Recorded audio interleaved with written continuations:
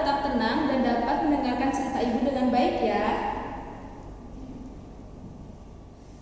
Alkisah di sebuah desa terpencil, hiduplah seorang janda tua dan miskin beserta dengan anaknya yang cantik jelita bernama Darmi. Mereka hidup di sebuah gubuk yang sudah tua dan terletak di ujung desa. Sang ayah sudah meninggal. Kehidupan mereka berubah drastis. Mereka menjadi sangat miskin karena sang ayah tidak meninggalkan sedikit pun harta warisan untuk mereka. Namun, demi memenuhi kebutuhan hidup mereka, sang ibu tetap harus bekerja di ladang dan sawah milik orang lain. Sang ibu bekerja di bawah terik matahari, kulitnya menjadi gosong dan wajahnya keriput. Namun, ia tetap melakukan pekerjaan itu demi sang anak tercinta. Berbeda dengan Darmi, ia bekerja hanya bersolek, berkaca di depan cermin, tidak mau membantu ibunya sama sekali. Terkadang, ia hanya berjalan keluar rumah hanya untuk memamerkan kecantikannya kepada tetangga-tetangganya. Suatu hari, ibunya berkata kepada Darmi, "Nak, kamu tidak mau membantu ibu pergi ke sawah." Namun, Darmi berkata ketus kepada ibunya, "Aku tidak mau, Ibu. Nanti kulitku menjadi gosong dan wajahku kusam seperti ibu." "Kamu tidak kasihan melihat ibu seperti ini? Ibu bekerja sendirian." Namun, Darmi kembali menjawab dengan ketus, "Tentu saja aku tidak kasihan denganmu, Ibu. Kenapa aku harus kasihan? Lihatlah wajah ibu yang sudah tua itu. Sudah keriput. Tidak mungkin juga ada orang yang mau melirik ibu dan menikahi ibu lagi. Kalau aku masih muda dan aku ingin menikah, Ibu." Mendengar jawaban tersebut, tentu saja hati sang ibu menjadi sangat terluka. Namun ia tetap pergi ke ladang sendirian demi mendapatkan upah. Setiap kali sang ibu mendapatkan upah dari bosnya, Darmi selalu meminta upah tersebut untuk diberikan alat-alat kecantikan. "Ibu, mana uangmu itu?" Lalu ibunya menjawab, "Nak, uang ini ibu gunakan untuk kebutuhan hari ini. Ibu harus membeli sayuran dan harus membeli segala kebutuhan yang ada di rumah ini." Namun, Darmi tentu saja tidak memikirkan keadaan tersebut. Lalu ia berkata lagi kepada ibunya, Ibu tidak lihatkah? Sisirku sudah patah dan kacaku yang di kamar sudah retak. Bagaimana aku mau berkaca? Bagaimana aku mau berdandan dengan cantik?" Jawab Darmi.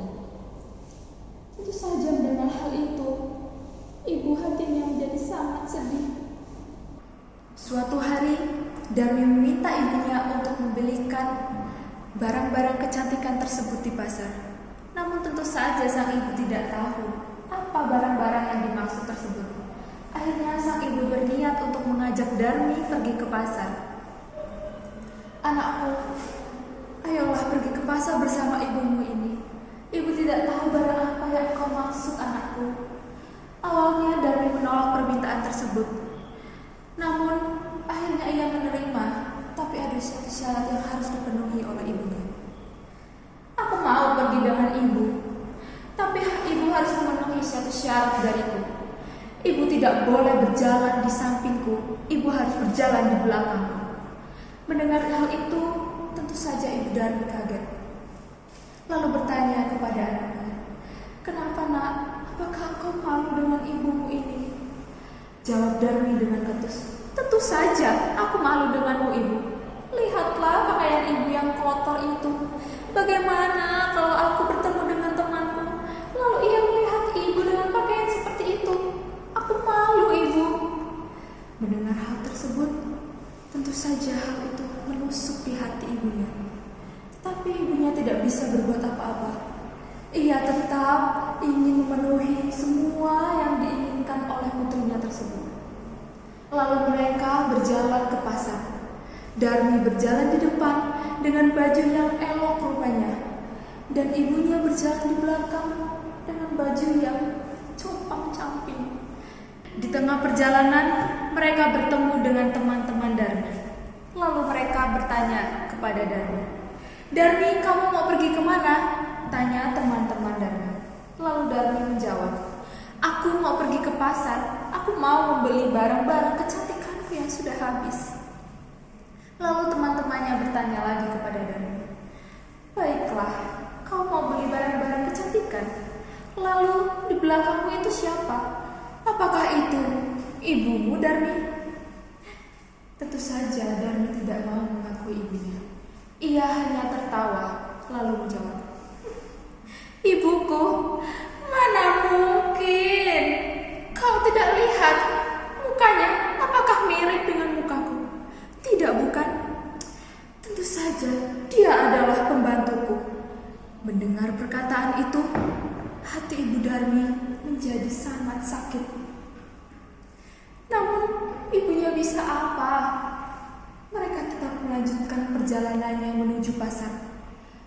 Sesekali ibunya teringat oleh perkataan Darmi tersebut. Di tengah perjalanan, ibunya sudah tidak sanggup lagi menahan tangis dan sakit yang telah dilakukan anaknya tersebut. Hingga akhirnya sang ibu berhenti dan menepi di pinggir jalan. Ia sudah tidak tahan lagi menahan perih dan sakit di hatinya. Lalu Darmi memanggil ibunya, "Ibu, kenapa kamu berhenti di situ? Cepatlah, pasar keburu tutup. Nanti aku tidak bisa membeli barang-barang yang aku mau." Namun ibunya tidak menjawab pernyataan dari Darmi tersebut. Lalu ibu Darmi menengadahkan tangannya ke langit. "Ya Tuhan, hamba-Mu tidak kuat lagi menahan rasa sakit ini. Jikalau Engkau ingin memberikan pelajaran kepada anakku, berikanlah dengan setimpal hal-hal yang sudah Dia lakukan kepadaku." Lalu langit berubah menjadi gelap dan petir menyambar di mana-mana. Kemudian tiba-tiba tubuh Darmi menjadi kaku. "Ibu, kenapa tubuhku menjadi kaku seperti ini? Ibu, tolong maafkanlah aku. Aku tidak akan mengulanginya lagi, Ibu. Aku mau menjadi anak yang berbakti." Namun nasi sudah menjadi bubur. Sudah terlambat.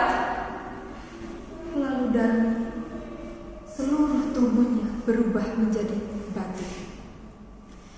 Sejak saat itu, batu tersebut dinamai oleh orang-orang di kampung menjadi batu menangis. Jadi begitulah cerita dari legenda batu menangis. Jadi pesan moral yang didapatkan dari cerita ini adalah bahwa kita tidak boleh malu dengan keluarga kita sendiri. Kita pun harus tetap menghormati orang tua kita, karena mereka yang sudah menyekolahkan kita dan mendidik kita menjadi anak-anak yang pintar. Terima kasih.